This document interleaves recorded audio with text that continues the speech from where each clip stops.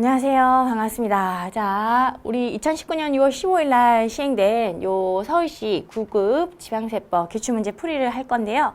이번에 나왔던 서울시 9급 지방세법 문제들은 그렇게 어렵진 않았어요. 평양 수준으로 출제가 되었다라고 보시면 되겠고, 다만 지문 같은 경우에 뭐 옳은 것은 이라고 나온 그런 문제는 사실 조금 어려울 수가 있죠. 4문제 중에, 그러니까 4개의 보기 중에 3개 보기가 틀린 거고 하나가 옳은 거니까 다 틀린 거를 거르고 옳은 지문을 선택하셔야 되기 때문에 그런 게 조금 어려울 수가 있는데, 그런 문제들이 좀 많이 출제가 됐어요. 그러니까 원래는 옳지 않은 것은 이런 식으로 많이 출제가 되는데, 이번 시험에는 옳은 것을 고르는 그런 문제가 좀 많이 출제됨으로써 약간의 난이도를 조정을 한 거죠. 조금 높이려고 한 그런 의도는 보여요. 그렇지만 내용 자체에 어려움은 전혀 없었다라고 생각이 들고요. 그래서 답을 잘 도출하실 수 있었을 거라는 생각이 듭니다. 자, 문제 풀어보도록 하죠. 1번 문제입니다. 자, 지방세 부과의 원칙에 관한 설명을 옳지 않은 것을 묻는 문제가 좀 쉬운 문제고요. 옳은 것을 고르는 그런 문제가 쉽지가 않죠. 자, 이거는 어렵지 않았어요. 자, 보시면 동그라미 1번이 틀렸고요. 세무 공무원이 지방세 과표 세액을 조사 결정할 때에는 해당 납세의무자가 계속하여 적용하고 있는 기업회의 기준하고 관해 일반적으로 공정하고 타당하도 인정되는 것이면 지방세 관계법의 규정에도 불구하고 이를 존중해야 한다. 자, 세법하고 기업회의 기준이 상충되면 어떤 게 우선시 되죠? 세법이 우선시 되는 거야. 세법의 규정이 있으면 기업회계 기준, 간행, 그거보다 우선시 되는 거죠.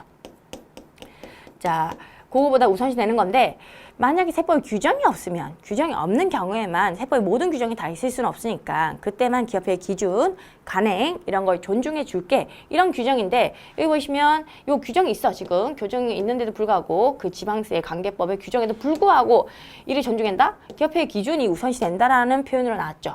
기업회의 기준이 우선시 될 수는 없어요. 세법 규정이 있으면요, 요거는 세금 매기는 거니까 세금 매길 때는 세법 규정이 우선시 돼야 되겠죠. 그렇기 때문에 틀린 문구 넘어가고, 2번 지방세법상 등록에 대한 등록 면허세와 관련된 설명으로 가장 옳은 것은 동그라미 2번이고요. 이렇게 옳은 것을 구하는 문제에서는 여러분들이 틀린 지문들을 다 거르고 가야 되기 때문에 다 읽어봐야 돼서 조금 문제 풀이 시간도 좀 늘어나고 난이도도 조금은 올라갈 수가 있어요. 근데 내용 자체가 그렇게 어렵진 않았어요. 보시면 특허권, 실용 신안권, 디자인권 등록에 대한 등록 면허세의 납세지는 관청의 소재지이다? 아니죠. 등록권자의 주소지로 합니다. 등록권자의 주소지. 그래서 요거는 틀렸고. 자, 그래서 틀렸고, 부동산 선박, 항공기, 자동차, 건설기계의 등록에 대한 등록 면허세의 과세 표준을 등록 단시에 가입을 한다. 자, 요게 맞는 문구죠. 자, 세 번째, 부동산 소유권 보전 등기에 대한 등록 면허세의 세율은 유상으로 인한 부동산 소유권 이전 등기에 대한 등록 면허세의 세율보다 높다? 그렇지 않죠. 이건 새로 취득하는 거고, 그죠? 소유권 이전 등기, 이 보전 등기 같은 경우에는 당연히 새로 취득하는 것보다는 훨씬 세율이 낮은 편이죠. 이게 일반적인 유상 취득의 경우에는 2% 세율을 적용합니다. 유상 취득. 그런데 보전 등기는 0.8%의 세율을 적용해요. 그러니까 보전 등기가 훨씬 더 낮은 건데, 지금 이 보전 등기로 인한 세율이 더 높다라고 표현되어 있기 때문에 틀린 문구야. 반대로 표현되어 있죠. 그리고 등록을 하려는 자는 지방세법에 따라 산출한 세액을 등록을 한 날부터 60일 이내에 납세지를 관할하는 지방자치단체의 장에게 신고하고 납부해야 한다. 뭐 취득세는 60일 이내에 신고 납부를 하죠. 근데 등록 면허세는요, 얘는 어떻게 하죠? 등록하기 전까지죠. 등록하기 전까지 납부를 해야 돼요. 등록하기 전까지 납부를 안 하면 등록을 안 해줍니다. 그렇기 때문에 등록하기 전까지가 나오면 되고, 이렇게 60일 규정은 없죠. 그래서 틀린 문구가 되는 거죠. 넘어갈게요. 3번, 자동차 소유에 대한 자동차세와 관련해서 가장 옳지 않은 것. 답은 동그라미 3번. 지방자치단체의 장은 조례로 정하는 바에 따라 자동차세의 세율을 배기량 등을 고려하여 법정된 표준세율의 100분의 50까지 가감하여 정할 수 있다. 뭐 표준세율의 100분의 50까지 가감하여 정할 수 있다. 대부분은 이렇게 가감하여 정할 수 있다라고 되어 있는데, 요 소유분 자동차세는 어떻게 되어 있죠? 소유분 자동차세는 되게 특이하게 되어 있어요. 표준세율이 50%를 초과하여 정할 수 있다고 되어 있죠. 50% 초과, 이런 식으로 가감이 아니에요. 초과하여 정할 수 있도록 되어 있고요. 가감이 아니라는 점에서 다른 표준세율 적용하는 그런 지방세와는 조금 차별점이 있는 거죠. 자, 그래서 요거는 50% 초과하는 거 좀 잘 갖고 가셔야 되는 부분이었고, 요게 틀렸네요. 자, 4번. 지방세 기본법상의 납세 의무에 대한 설명으로 가장 옳지 않은 거. 답은 동그라미 3번. 지방세 관계법에 따라 당초 확정된 세액을 증가시키는 경정은 당초 확정된 세액에 관한 지방세 기본법에서 규정하는 권리 의무 관계에 영향을 미친다? 그렇지 않죠. 이거 증가된 거니까 당초 이미 확정된 거, 그거를 증액 경정을 한 거예요. 그러면 당초 확정된 거, 요거에 대해서는 전혀 권리 의무 관계에 영향을 미치지 아니한다죠. 미치지 아니한다로 끝나야 되는데 지금 권리 의무 관계에 영향을 미친다라고 했으니까 이게 틀린 지문이 되는 거예요. 요거는 감액 경정이든 증가하는 증액 경정이든 똑같이 권리 의무 관계에 당초에 확정된 것은 전혀 영향을 미치지 않아요. 그렇기 때문에 틀린 지문. 이것도 잘 나오는 부분이죠. 무조건 요거는 맞추셔야 되는 그런 문제였어요. 넘어가서 5번 공시송료에 대한 가장 옳지 않은 거 쉬웠죠. 동그라미 2번 서류의 주요 내용을 공고한 날부터 10일이 지나면 서류가 송달된 것으로 본다. 10일 아니죠. 14일이죠. 14일이 지나면 이런 거는 기본적인 내용이라서 이런 거는 칼같이 여러분들이 맞춰주셔야 되는 그런 문제였습니다. 넘어가서 6번 지방소득세에 대한 건데 가장 옳지 않은 것은 동그라미 2번 지방자치단체의 장은 조례로 정하는 바에 따라 종합소득에 대한 개인 지방소득세의 세율을 표준세율의 100분의 10의 범위에서 감면만 가능하다. 자, 요거는 여러분들 바로 감이 오셨을 거예요. 대부분은 어떻게 돼 있죠? 표준세율의 50% 가감이죠. 50% 가감인데 100분의 10은 없잖아요. 그렇기 때문에 50% 범위에서 100분의 50 범위에서 가감할 수 있다. 이렇게 나오면 되는 거고요. 괜히 뭐 100분의 10 범위에서 감면만 가능하다. 이렇게 나왔으니까 틀린 문구죠. 그래서 2번이 틀렸고 넘어가서 7번 체납처분에 대한 건데 체납처분 가장 옳은 거 답은 동그라미 2번. 체납 처분을 하기 위하여 질문 검사 수색을 하거나 재산을 압류할 때에는 당연히 뭐 신분을 표시하는 증표를 지니고 관계자에게 보여줘야 한다. 자, 이렇게 술술 익히는 지문이 맞는 문구예요. 자, 동그라미 1번 지방자치단체의 장은 재산을 압류하였으면 해당 납세자에게 구두로 안 되죠. 문서로 통지를 해줘야 돼요. 압류하는 건데 재산 압류하는 건데 구두로 압류하겠습니다. 이렇게 하면 안 되죠. 문서로 통지를 좀 해줘야 돼요. 그리고 동그라미 3번 세무공무원은 재산을 압류하기 위하여 필요할 때에는 체납자의 가옥, 선박, 창고 또는 그 밖의 장소를 수색하거나 폐쇄된 문, 금고, 기구를 열게 할 수는 있으나 직접 열 수는 없다. 열게 하거나 열 수도 있다라고 끝나죠. 그렇기 때문에 직접 열 수도 있는 거예요. 열게 하거나 아니면 자기가 열거나 그렇게 둘 다 가능합니다. 그렇기 때문에 틀린 지문이 되고 지방자치단체장은 지방세를 징수하기 위하여 필요한 재산, 외의 재산이라도 압류할 수 있다. 함부로 압류하면 안 되는 거예요. 필요한 재산만 압류해야지 필요하지 않은 재산도 압류하게 되면요. 당연히 납세자의 재산권에 있어서 침해를 할 수가 있는 거니까 납세자 권리 침해예요. 안 됩니다. 자, 넘어가서 이제 8번입니다. 주민세에 대한 건데 옳은 거 답은 동그라미 4번. 균등분 주민세의 징수는 보통 징수 방법으로 한다. 자, 이게 맞는 거고요. 나머지 다 틀렸는데 왜 틀렸냐면 균등분 주민세 납세 의무자는 지방자치단체에 주소를 둔 개인만이 될 수 있고 법인은 그 납세 의무자가 될 수 없다? 자, 법인 또 납세 의무자가 되는 거죠. 개인이나 법인 둘 다 납세 의무자의 범위에 들어가는 겁니다. 그렇기 때문에 틀린 문구가 되는 거고요. 제3분 주민세의 납세 의무자는 매년 6월 1일 현재 사업소가 소재한 건물의 소유자로 한다? 아니죠. 제3분 주민세는요. 7월 1일이에요. 7월 1일. 그래서 요거 균등분도 마찬가지고요. 제3분도 마찬가지 7월 1일을 요 과세 기준일로 하고 납세 의무 성립 시기로 하는 거죠. 그래서 요거는 당연히 알고 계셔야 되겠고 종업원분 주민세 납세 의무자는 급여를 지급받는 종업원으로 한다. 이거 과거에 개출된 그런 지문이에요. 과거에도 이런 식으로 틀린 문구로 나왔었죠. 급여를 지급받는 종업원이 아니라 급여를 지급하는 사업주를 납세 의무자로 하는 거죠. 반대로 되어 있죠. 그래서 틀린 지문이 되죠. 넘어갈게요. 9번 가산세의 부과와 감면에 대한 설명을 옳은 것은 동그라미 1번.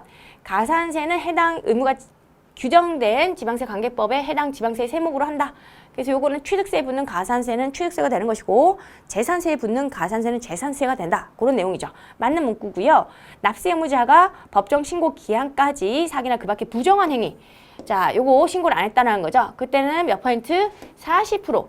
40%의 가산세율을 적용을 하는 거죠. 일반 무신고는 20%지만 부정 무신고의 경우에는 2배가 되는 거예요. 40% 틀렸고 지방세를 감면하는 경우에 가산세도 감면 대상에 포함한다? 포함되지 않는다로 끝나야겠죠. 이것도 잘 나오는 부분이죠. 틀린 문구. 과세는 적부심사 결정 통지 기간 이내에 그 결과를 통지하지 아니한 경우에는 신고 부정시 가산세액 및 납부 부정시 가산세액의 100분의 50에 상당하는 금액을 감면한다.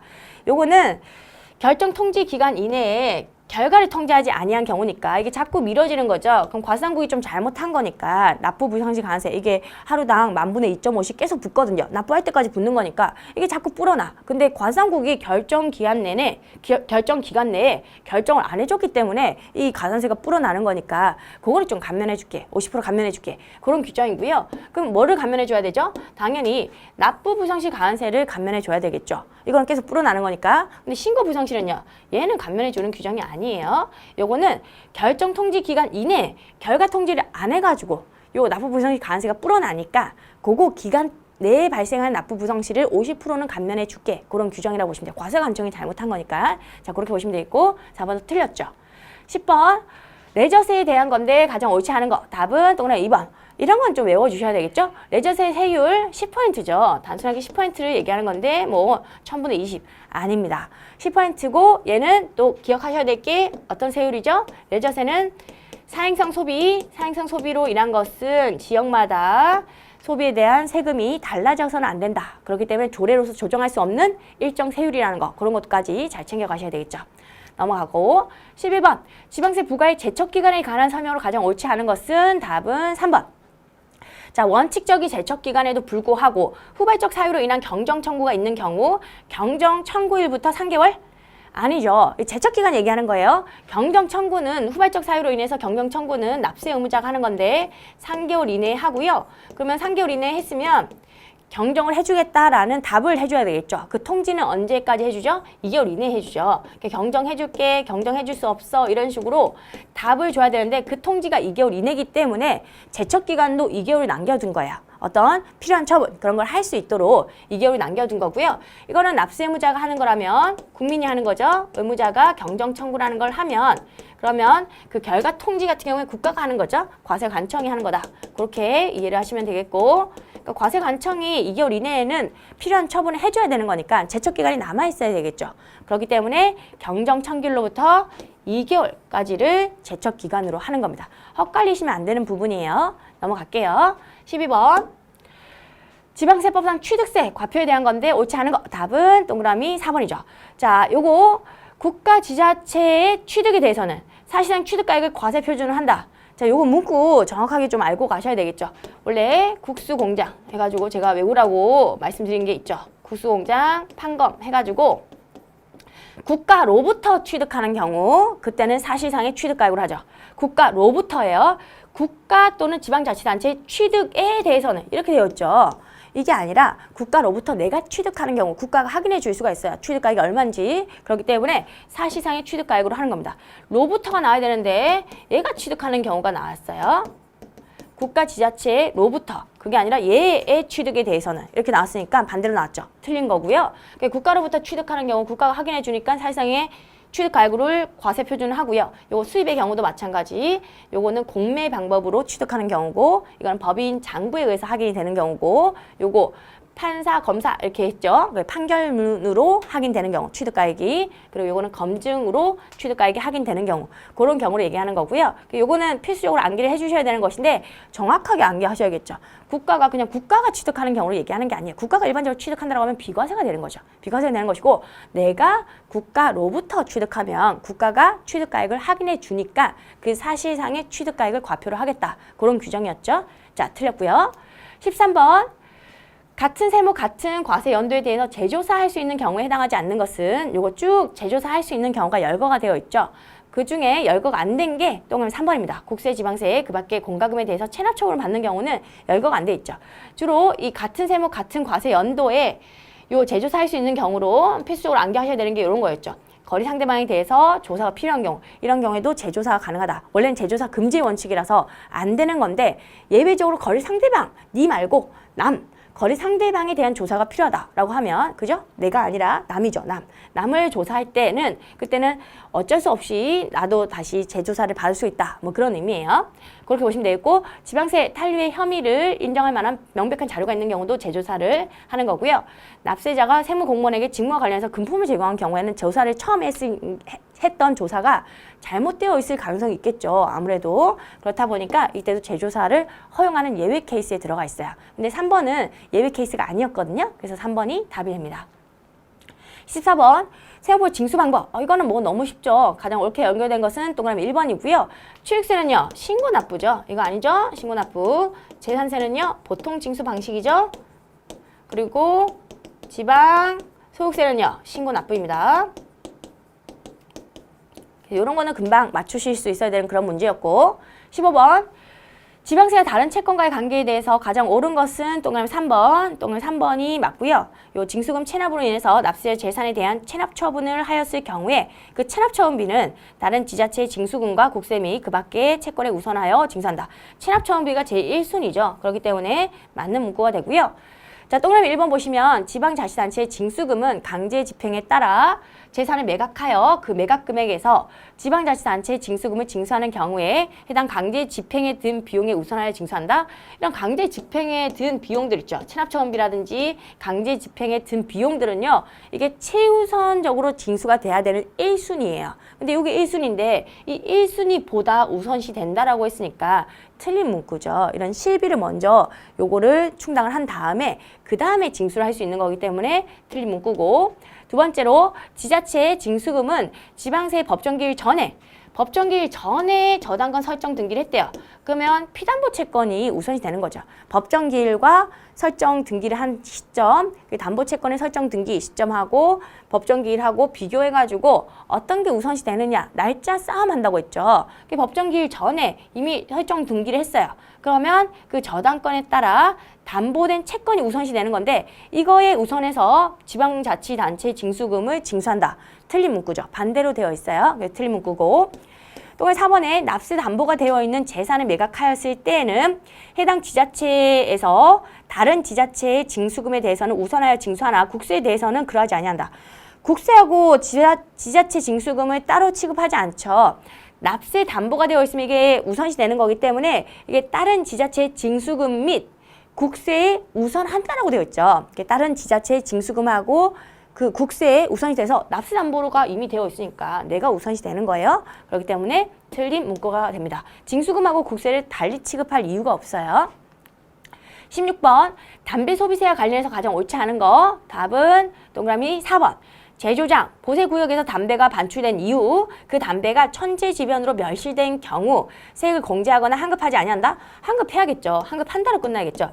이거는 반출된 이유라고 했잖아요. 반출할 때 그때 담배 소비세가 이제 과세가 될 건데 그거 같은 경우에 이미 과세가 됐는데 담배 소비세도 소비세예요. 그 소비가 이루어져야지만 징수를 하는 건데 반출할 때 징수를 하다 보니까 이미 징수가 이루어졌는데 소비가 안 된 거죠. 결과적으로. 전국에 소비가 돼야지만 이걸 징수하는데 의의가 있는 것인데 소비세니까 소비대에서 과세를 하는 거니까 소비가 안 됐으면 다시 환급해 줘야 되는 거예요. 다시 백시켜야 되겠죠? 그래서 환급을 한다로 끝나야 되는데 환급하지 아니한다로 끝났기 때문에 틀린 문구 쉬웠던 문제예요. 17번 보통세에 해당하지 않는 거 이거 바로 찍으실 수 있어야겠죠? 보통세가 아니면 목적세를 얘기하는 것이고 목적세는 두 가지밖에 없어요. 지역자원 시설세 하고요. 지방교육세하고 이게 두 가지밖에 없죠. 그래서 지방교육세하고 지역자원 시설세 요게 있는지 보고 아 요게 있네요. 요거 1번 이렇게 바로 찍으실 수 있어야 돼요. 넘어가서 18번 지방소비세에 대한 건데 옳지 않은 거 답은요. 동의 4번 사업자는 부가가치세의 과세기간이 끝난 후 25일 이내에 부가세 신고 납부와 별도로 지방소비세의 과세표준과 납부세액을 신고 납부해야 한다? 그렇지 않죠. 그냥 부가가치세 100%를 세관장이라든지 세무서장한테 신고 납부를 하면요. 이제 세관장이 또 징수하는 경우도 있고 그러면 이분들이 위탁징수를 하는 거죠. 결과적으로 이분들이 특별징수 의무자가 되는 것이고 이 특별징수 의무자가 이 100%를 나누는 거죠. 100%를 나눠가지고 85%는 국세인 걸로 하고 15%는 지방 소비세로 하는 겁니다. 국가가 나누는 거라고 보시면 돼요. 과세관청에서 나누는 거기 때문에 납세 의무자는 그냥 100% 신고를 하면 되는 거거든요. 세무서장 찾아가가지고 신고서 100%에 대해서 신고를 하면 되는 거지 이걸 또 15% 나눠가지고 납세 의무자가 별도로 신고하거나 그런 개념은 아니에요. 그렇기 때문에 얘는 틀린 문구가 되겠죠. 이것도 뭐 쉬운 문제였고 19번 재산세의 과세 대상에 대한 설명인데 옳은 것은 동그라미 3번이에요. 토지에 대한 재산세는 이것도 쉬웠죠. 분리과세 대상, 별도 합산과세 대상, 종합합산과세 대상으로 구분해가지고 과세를 하고 있죠.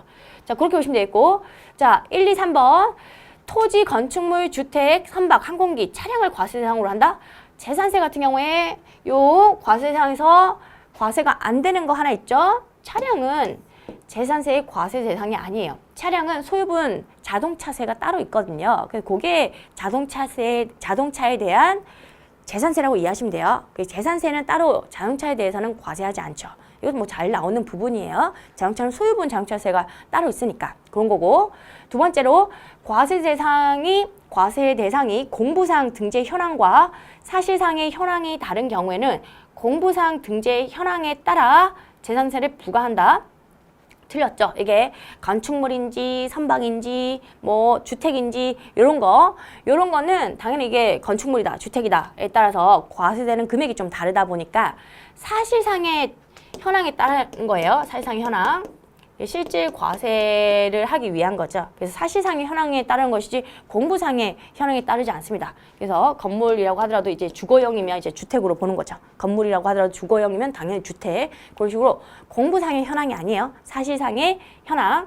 그리고 주택의 부수 토지는요. 토지에 대한 재산세 과세 대상이다? 아니죠. 주택의 부수 토지는요. 주택으로 보는 거예요. 그래서 토지 따로, 건축물 따로, 주택 따로. 주택은 건물하고 토지가 섞여 있는 걸 얘기하는 거죠. 토지, 부수 토지까지도 주택으로 보는 거예요. 주택분 재산세가 되는 거죠. 넘어갈게요. 20번 취득세를 비과세하는 취득으로 가장 옳지 않은 것은 자, 답은 동그라미 4번. 어렵지 않았죠. 존속기간이 1년이죠. 1년. 1년인 공사 현장 사무소의 취득, 요거는 취득세를 비과세하고요. 1년은 초과한다라고 하면 제법 오랜 기간 동안 설치를 한 거니까 그때는 취득세를 과세를 합니다. 그렇기 때문에 4번이 틀렸죠. 보시면 아시겠지만 내용 자체가 전혀 어렵진 않았어요. 그리고 원래 나왔던 기존 기출문제하고 유형이 거의 유사했는데 다만 지문이 이렇게 옳지 않은 것은으로 이렇게 나오는 문제가 있었다면 옳은 것은으로 나오는 문제가 있었는데 그 옳은 것은으로 나오는 문제가 좀 많았어요. 가지수가. 그렇다 보니까 지문을 전체 다 읽고 옳지 않은 걸 걸러가지고 옳은 것을 파악해야 되기 때문에 시간이 좀 많이 걸리는 문제, 그리고 난이도가 조금 높게 느껴지는 그런 문제가 있었겠지만 제가 봤을 때는 꼼꼼히 공부를 하셨고 기본기를 잘 닦으신 그런 분들은 고득점을 하지 않았을까 그런 생각을 해봅니다. 수고 많으셨습니다.